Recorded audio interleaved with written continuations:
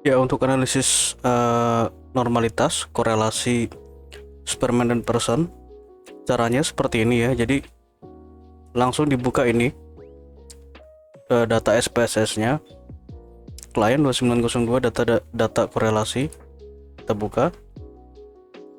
Di sini saya menggunakan SPSS versi 26, tapi ini untuk caranya ini sama saja di versi berapapun ya.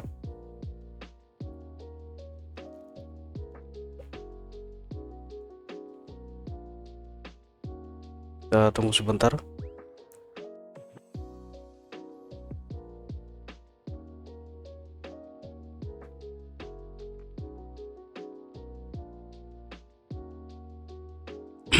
Ya, seperti ini untuk datanya. Jadi di sini untuk variabel dependennya adalah DBD ya, dan sisanya ini adalah variabel independen. Nah, yang pertama kita lakukan adalah uji normalitas terlebih dahulu. Caranya klik analyze, kemudian non parametric test, legacy dialog, ini ya, one sample KS. Nah, di sini kita masukkan ya variabel ini ke test variable list. Caranya kita blok secara keseluruhan seperti ini. Kemudian kita pindahkan ke test variable list dengan mengklik tombol panah yang ini. Selanjutnya kita klik exact. Kita centang Monte Carlo ini ya, Monte Carlo. Jadi Monte Carlo ini adalah untuk uji alternatif dari normalitas Kolmogorov-Smirnov. Continue, lalu oke.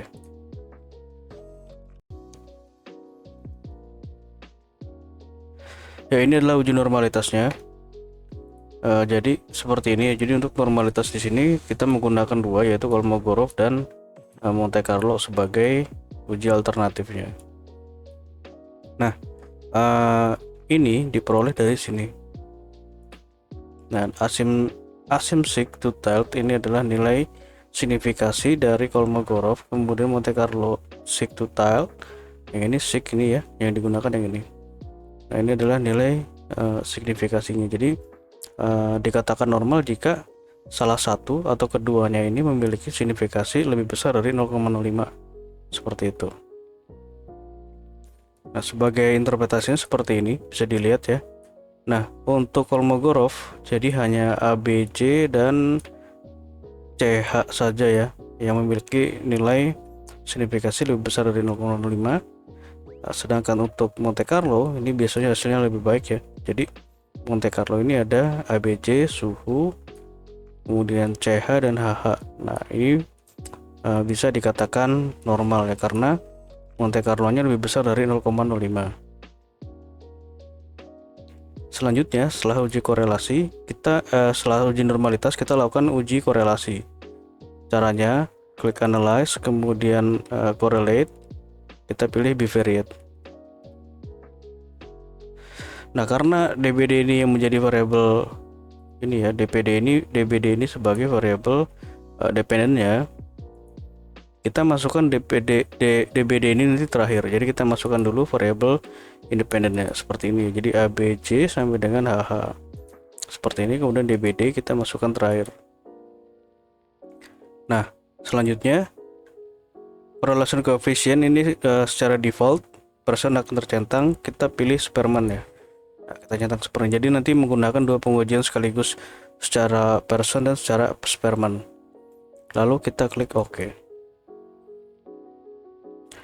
Nah, seperti ini ya untuk uji hasil dari korelasinya. Jadi yang atas ini adalah korelasi dari Spearman. Ini adalah uji korelasi person. Yang bawahnya ini adalah uji korelasi Spearman. Nah, Spearman ini merupakan uji non parametrik. Jadi ini digunakan ketika data dari pengujian ini tidak normal ya. Kita menggunakan non parametrik. Sedangkan jika normal menggunakan korelasi person seperti ini. Nah, dalam pengujian normalitas ada dua nilai yang diperhatikan, yaitu nilai person correlation, atau pada Spearman ini adalah correlation coefficient ya. Ini. Jadi intinya adalah nilai korelasinya, dan ini sig-to-tilde-nya ini ya, sig-to-tilde ini. Nah, keduanya sama saja untuk cara membacanya. Jadi nilai persen korelasinya ini atau correlation coefficient ini, kita lihat yang ini yang terakhir ya. Nah, yang di sini saja, yang di bagian DBD saja. Jadi untuk yang ini, sisanya ini dapat diabaikan. Jadi ini DBD saja yang kita lihat. Nah, di sini dapat kita ketahui contohnya ini ya. Untuk ABJ terhadap DBD kita memiliki korelasi sebesar negatif 0,123 dengan signifikasi 0,231. Nah, ini titik ini dibaca 0 ya. Seperti ini, 0,231. Nah. Dan ini untuk menentukan signifikasinya, jadi sama saja korelasi persen atau spearman itu sama.